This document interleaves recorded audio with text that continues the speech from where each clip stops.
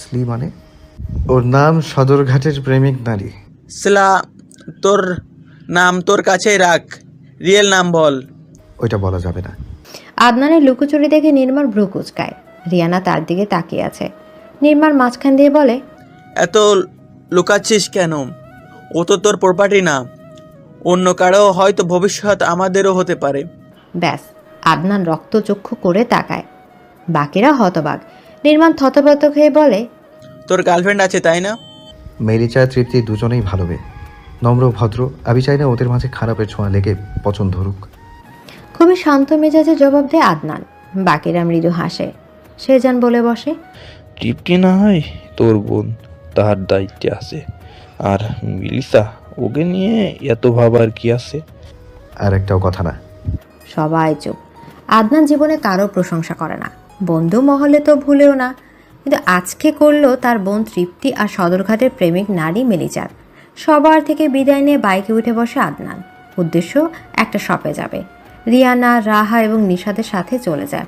শাহরিয়ার আদনান শেখ অনেকগুলো প্রেম করবে, কিন্তু কোনো মেয়ে মানুষকে বাইকের পেছনে বসাবে না, গাড়িতে নিজের পাশে সিটে বসাবে না, মেয়ে মানুষকে ছবি তুলে দিবে না, মেয়ে মানুষের হাতে খাবার খাবে না, মেয়ে মানুষের সাথে ঘুরতে যাবে না। এরকম অসংখ্য মেয়েবাদী পয়েন্ট আছে। অনেকগুলো প্রেম করলেও দিন শেষে সে সিঙ্গেল, কারণ তার প্রেমিকা আছে কিন্তু বউ নেই। প্লেবয় হলেও ইনোসেন্ট ভাব ধরে থাকতে পারে বেশ। হাতের আঙুল বাইকের চাবি ঘুরাতে ঘুরাতে ভেতরে প্রবেশ করে আদনান। লিভিং রুমে কেউই নেই, সবাই হয়তো রুমে বিশ্রাম নিচ্ছে। আদনান নিজের রুমে এসে শপিং ব্যাগটা খাটের উপর রাখে। শপিং ব্যাগে কি আছে? আছে অনেক কিছু স্পেশাল মানুষের জন্য। ভেবে অধরে হাসি ঝুলে গিফট বক্সের ছবি তুলে তাদের গ্রুপে সেন্ড করে লিখে, ফার্স্ট ডেটের জন্য গিফট কেনা টান। নির্মা রিপ্লাই দেয়, যা যা, সময় এখন তোর। সন্ধ্যায় নাস্তা সেরে সবাই খোঁজ গল্পে মেতেছে, কিন্তু আদনানের কোনো খোঁজ খবর নেই। হয়তো ঘুমাচ্ছে এখন। ইলমা নিজের গিফটগুলো আনপ্যাক করছে। সে ছবি আঁকতে পছন্দ করে, সাথে বই পড়তে। সেজন্য বেশিরভাগ বই এবং ছবি আঁকার সরঞ্জামে দেখা পায়। হুমায়ুন আহমেদ, সমরেশ মজুমদার আরও অনেক কালজয়ী লেখকের বই তার গিফট বক্সে। সাথে হিজাব, জামা কাপড়, হাবিজাবি অনেক কিছু আছে। ইনান শেখ মেয়ের আনন্দ মিশ্রিত মুখটার দিকে বারবার তাকাচ্ছে। তার ইলমা বড্ড আদরের মেয়ে তার। ইলমা তৃপ্তির সাথে জিনিসপত্রগুলোকে নিয়ে রুমে আসে।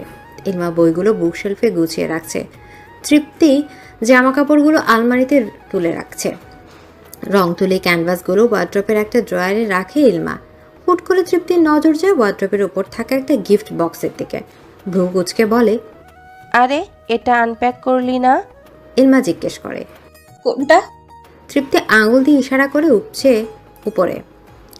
ইলমা তাকায়। মুহূর্তে চোখে মুখে উপচে পড়ে বিস্ময়। তৃপ্তির দিকে তাকিয়ে বলে, এটা কে দিয়েছে? ও মা, তোর গিফট তুই জানিস না? না। তৃপ্তি সন্দেহান দৃষ্টিতে তাকিয়ে বলে, বফটপ দেয়নি তো? এই, তুই কিছু লুকাচ্ছিস না তো? মোটেও না। আমার বিএফ থাকলে সবার আগে তুই জানতি। তা অবশ্য ঠিক। তৃপ্তির কথা ইলমা গিফট বক্সটা হাতে নেয়। দুজন বসে আনপ্যাক করতে তাতে একটা ঘড়ি আর ব্রেসলেট পায়। দুজন দুজনের মুখে চাওয়াচাই করছে। তৃপ্ত ঘড়িটা হাতে নেয়, দেখে বেশ দামি মনে হচ্ছে। নাম খুঁজে বের করে। একটা ব্র্যান্ডের ঘড়ির সাথে পাথর বসানো ব্রেসলেটও আছে।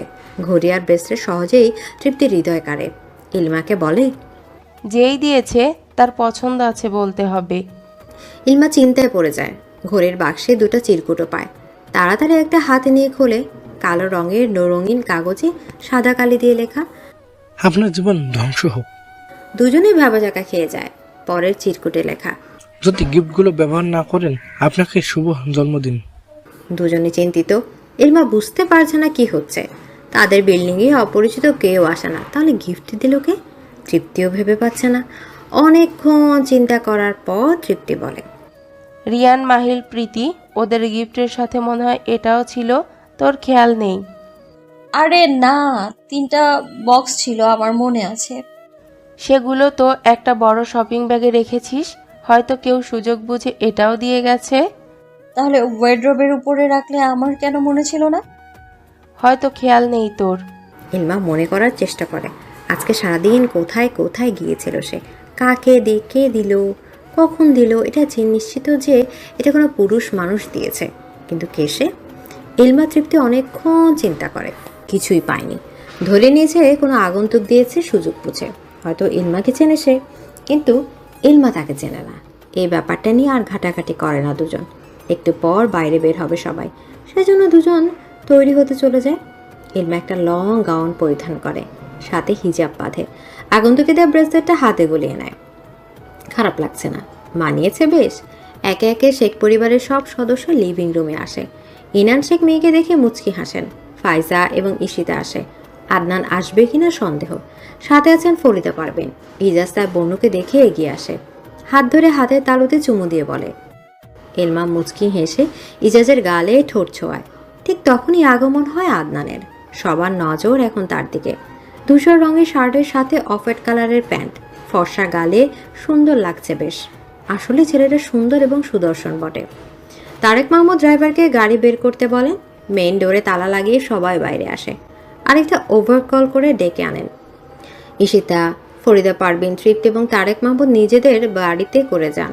হিনান শেখ তার পরিবার নিয়ে অন্য গাড়িতে ওঠে। আদনান নিজের বাইকে। মেয়ে মানুষ বাইকের পেছনে ওঠাতে রাজি না সে, কোনো কালেই না।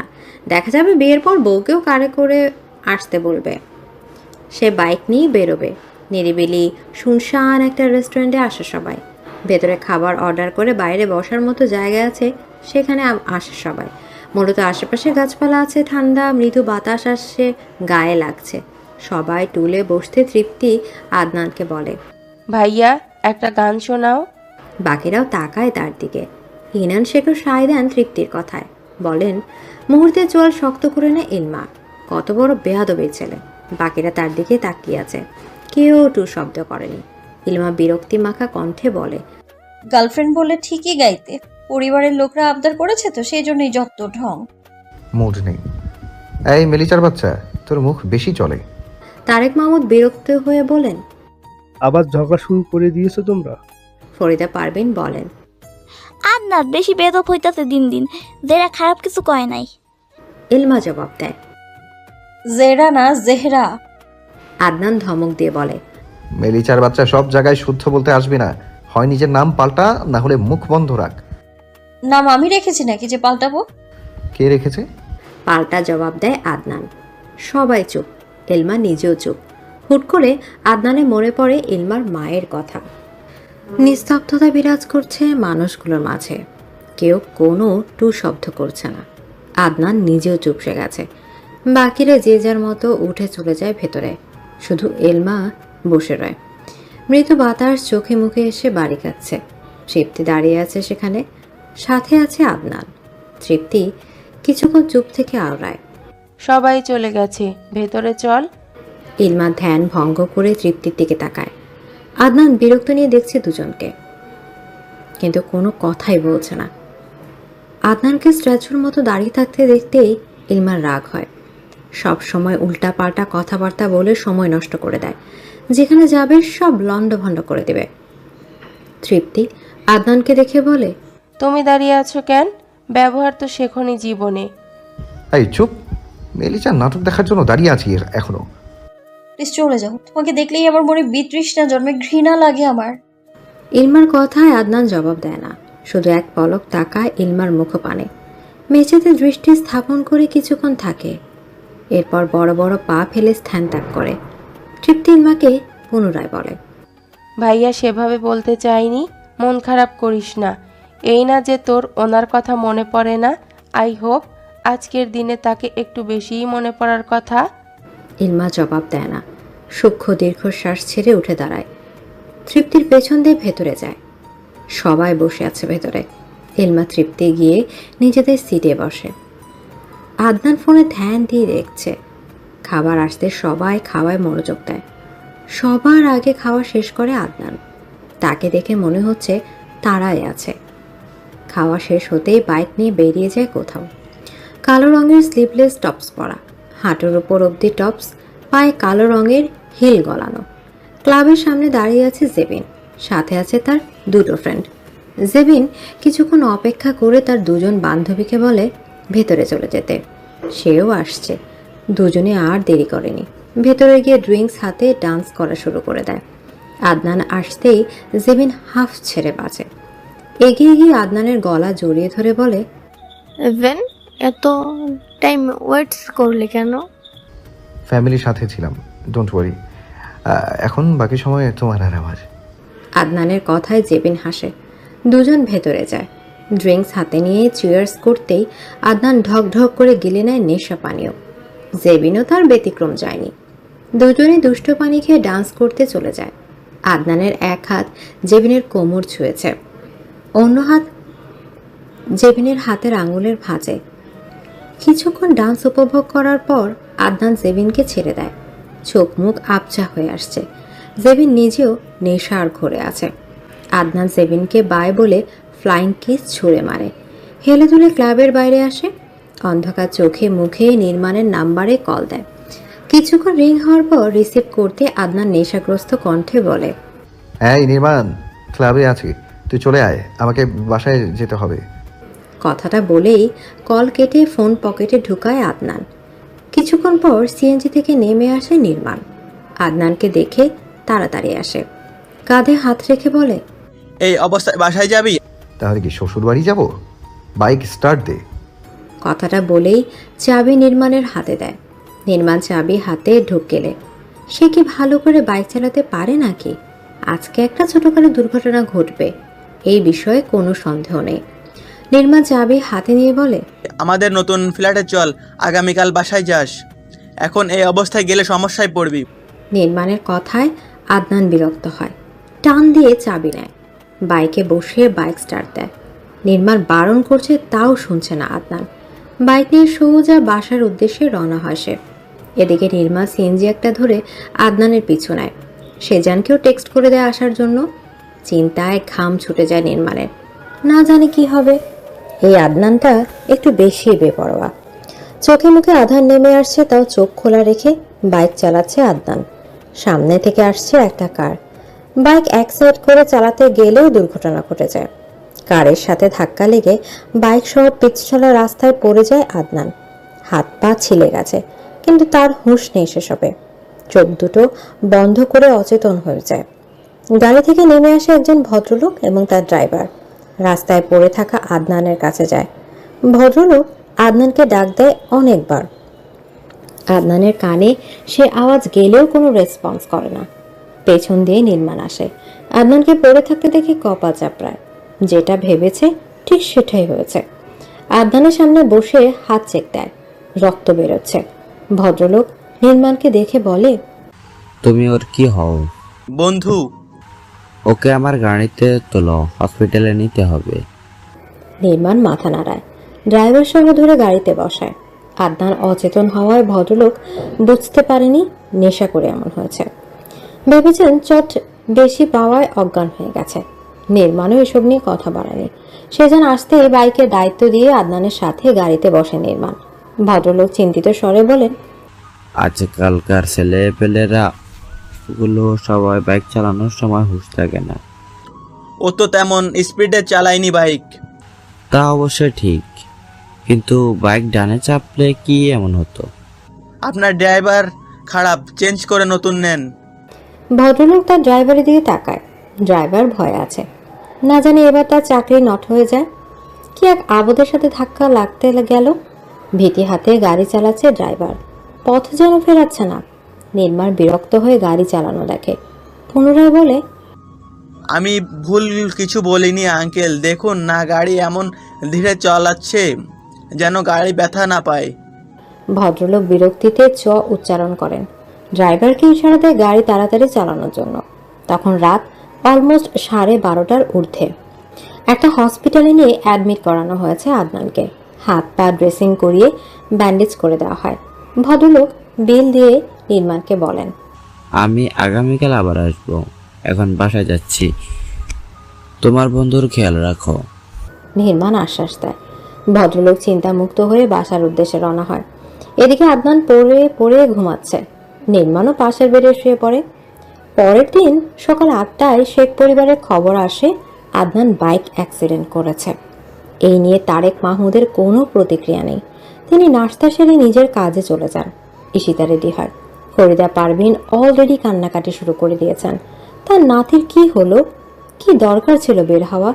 তৃপ্তি ইলমাও তৈরি হয় হাসপাতালে যাবে বলে। দুজনে যাবে আদনানকে দেখতে। ফায়জা ইসলাম রান্না বান্না সামলাবেন, সেজন্য তিনি বাসায় থেকে গেছেন। ইজাজ হসপিটাল থেকে আদনানকে দেখে স্কুলে যাবে, সেজন্য সেও বাবা দাদির সাথে রওনা দিয়েছে। নার্স এসে আদনানকে দেখে গেছে, ডক্টর এখনো আসেনি। এদিকে আদনানের এখনও ঘুম ভাঙেনি, নেশা কেটেছে কিনা সন্দেহ। নির্মাণ নার্সকে বলে দিয়েছে নেশার কথা যাতে কাউকে না বলে। বাড়ি থেকে নাস্তা খেয়ে এসেছে নির্মাণ। আদনানের নাস্তার সাথে করে নিয়ে কেবিনে প্রবেশ করে। তার পেছন দিয়ে ইনান মাহমুদ এবং বাকিরা আসে। নির্মাণ এবার চিন্তায় পড়ে যায়। ফরিদা পারভিন আদনানের কানের কাছে বিলাত জড়িয়ে দিয়েছে। ঈশিতা ছেলেকে একবার পরখ করে নির্মাণের দিকে কঠোর দৃষ্টি নিক্ষেপ করে বলে, কিভাবে হয়েছে? কারের সাথে ধাক্কা লেগেছে। বলদটা এভাবেই মরবে, চোখ তো পকেটে রেখে বাইক চালায়। ঈশিতার ঝাঁঝালো কণ্ঠে নির্মাণ ঢোক গিলে। ইনান মাহমুদ আদনানকে কয়েকবার ডাকে, কোনো রেসপন্স নেই। ফরিদা পারভিনও ডাকেন, সবাই মিলে ডাকাডাকি করার পরেও চোখ মেলেনি আদনান। ইনান মাহমুদ নির্মাণকে বলেন, ও নেশা করে টালমাতাল হয়নি তো? আরে আঙ্কেল কি বলছেন এসব? ও ক্লাবে যায়নি, আমার বাসায় গিয়েছিল আর্জেন্ট থাকায়, ফেরার পথে দুর্ঘটনা। কথাটা বলেই নির্মাণ আদনানকে বকতে শুরু করে, হালার পো, তাড়াতাড়ি ওঠ, একটু পর তোর জন্য আমি না কট খেয়ে বসে থাকি। বিড়বিড় করে আদনানের কানের কাছে যায় নির্মাণ। ফরিদা পারভিন চিন্তিত হয়ে বলেন, কি হলো নাতিনদার? তৃপ্তি আওড়ায়, ভাইয়ার সত্যিই কিছু হয়ে যায়নি তো? মেয়ের কথায় ঈশিতা ধমকে বলেন, কি সব আবল তাবল বকছো? মাথা গেছে নাকি? ধমক শুনে তৃপ্তি চুপসে যায়। ঈশিতা গলার স্বর উঁচু করে বলেন, আদনান ওঠো, তোমার নাটক দেখে সময় নষ্ট করার কারোর মুড নেই। আরে আন্টি, ও সিরিয়াস পেশেন্ট, আপনি নাটক বলছেন? নির্মাণের কথা ঈশিতা বিরক্ত হয়ে বলে, আমার ছেলেকে আমি হাড়ে হাড়ে চিনি। নির্মাণ মহা বিপদে আছে। আদনানের কানের কাছে গিয়ে বলে, দোস্ত দেখ, গতকাল রাত থেকে এখন অবধি তোর সেবা করা নাচটা সুন্দর, একবার চোখ মেলে দেখ শুধু, কি সুন্দর তার হাসি। সাথে সাথে চোখ মেলে তাকায় আদনান। নির্মাণ কপাট রাগ দেখিয়ে বলে, শালা মেয়েবাজ। আদনানের চোখ কিছুটা কালো হয়ে আছে, হাত পায়ের ব্যথায় বেচারা পড়তে পারছে না। ফরিদা পারভিন উদ্বিগ্ন হয়ে বলেন, আমার নাতির চোখ আছে। নির্মাণ কি মন্ত্র কইছিলে, আমার একটু শিখাই দাও। নির্মাণ আদনানের দিকে তাকিয়ে বলে, তেমন কিছু না, একটা সূত্রের ব্যাখ্যা বলেছিলাম। কি সূত্র? ফরিদা পারভিনের কথায় নির্মাণ বলে, বিজ্ঞানী নির্মাণের দ্বিতীয় সূত্র। সবাই নির্মাণের দিকে তাকিয়ে আছে। আদনান ব্যথায় কোনো শব্দ করছে না, শুধু বাকিদের দিকে এক নজর তাকায়। চোখ যায় ইলমার দিকে। ইলমা এসেছে তাকে দেখতে, কিন্তু কেন আসলো? সে তো আদনানকে ঘৃণা করে।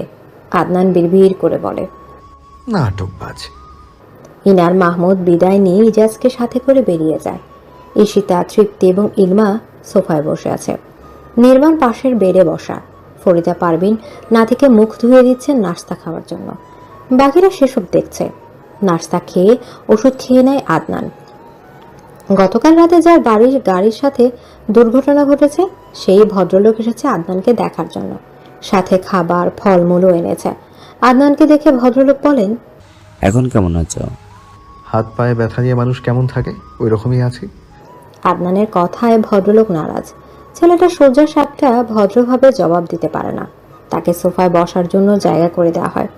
ভদ্রলোক সোফায় বসে আদনানকে পরখ করে বলেন, আজকে বাসায় চলে যাবা নাকি থাকতে চাও? হসপিটালে ভালো মানুষ থাকে নাকি? আমি চলে যাচ্ছি বাসায়। বেশ তো। আদনানের সাথে কথা শেষ করে নির্মাণকে জিজ্ঞেস করেন, কোনো অসুবিধা হয়নি তো? না আঙ্কেল, আপনার ড্রাইভার চেঞ্জ করেছেন তো? না। চোয়াল শক্ত করে জবাব দেয় ভদ্রলোক। ঈশিতা এবং ফরিদা পারভিনকে দেখে বলেন, সালাম, আমি রায়ন আজাদ।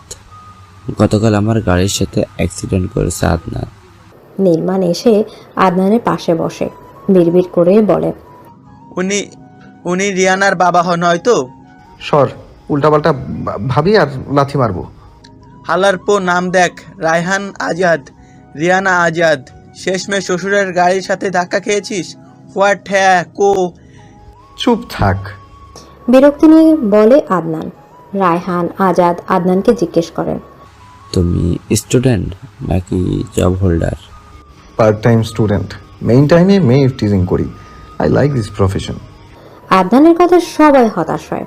রায়হান আজাদ আর কিছু জিজ্ঞেস করার সাহস পাননি। এই ছেলে লাজ লজ্জা বলতে কিছুই নেই, সেজন্য নিজেরটা খোয়ানোর আশা নেই, তাই চুপ থাকাই শ্রেয়। ঈশিতার ছেলের বেয়াদবিতে রাগান্বিত হন, অসুস্থ থাকায় কিছুই বলেনি। এলমা নীরব দর্শকের মতো ভূমিকা পালন করছে, চিন্তায় আছে কখন আবার আদনান তার পেছনে পড়ে। রায়হান আজাদ বিল পে করে আসেন। আদনানকে ধরে নির্মাণ এগোয়, সামনে বাকিরা হাঁটছে, তাদের সামনে আবার তৃপ্তি এবং ইলমা। আদনান ইলমাকে রাগানোর জন্য বলে, কি ও প্রেমিক নারী? হ্যালো বন্ধুরা, পরবর্তী পার্ট খুব তাড়াতাড়ি আসবে, তো সবাই অপেক্ষায় থাকো। আর চ্যানেলটি যারা এখনো সাবস্ক্রাইব করনি তারা পরবর্তী পার্ট দেখার জন্য চ্যানেলটি সাবস্ক্রাইব করে রেখো। ধন্যবাদ সবাইকে, আমাদের সাথেই থেকো।